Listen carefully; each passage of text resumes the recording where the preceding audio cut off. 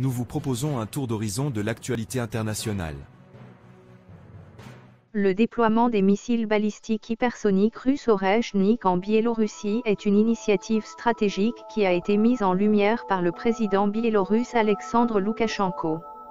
Lors d'un sommet de l'Union économique eurasiatique, UE, Loukachenko a révélé qu'une dizaine de ces missiles pourraient être installés sur le territoire biélorusse, avec la possibilité d'en déployer davantage si la Russie le juge nécessaire. Cette déclaration a été faite en réponse à une question sur le nombre de systèmes Oreshnik prévus, montrant une flexibilité dans la coopération militaire entre Minsk et Moscou.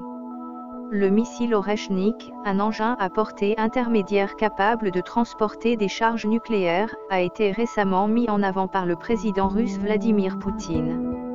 Le 6 décembre 2024, à l'issue d'une réunion du Conseil suprême de l'Union Russie-Biélorussie à Minsk, Poutine a confirmé la possibilité de ce déploiement, suggérant que cela pourrait se concrétiser au second semestre de 2025.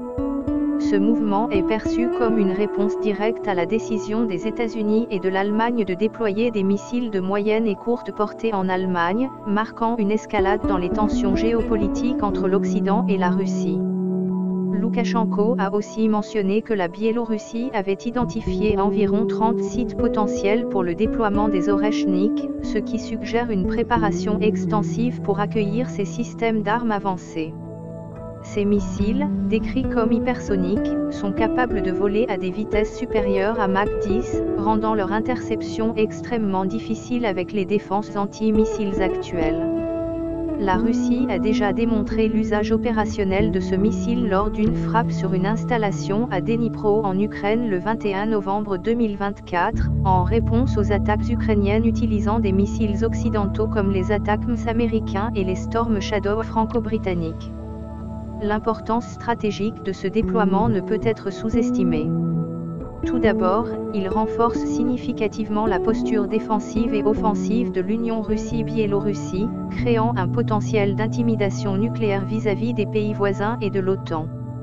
La Biélorussie, en tant que voisin proche de plusieurs pays membres de l'OTAN comme la Pologne, la Lituanie et la Lettonie, devient un point stratégique pour Moscou dans la gestion des menaces perçues de l'Occident.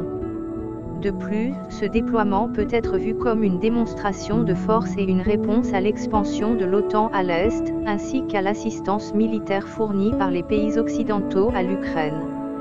Il s'inscrit également dans une stratégie plus large de dissuasion nucléaire, où la capacité de frapper rapidement et avec grande précision pourrait dissuader les adversaires de prendre des actions militaires contre la Russie ou ses alliés.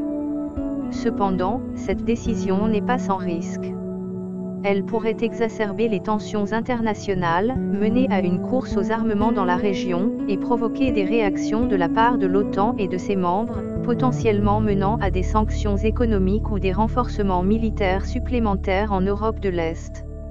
En somme, l'introduction des missiles Oreshnik en Biélorussie est un développement majeur qui pourrait redessiner la carte géopolitique de la région, affectant non seulement la sécurité européenne mais aussi les relations internationales plus larges.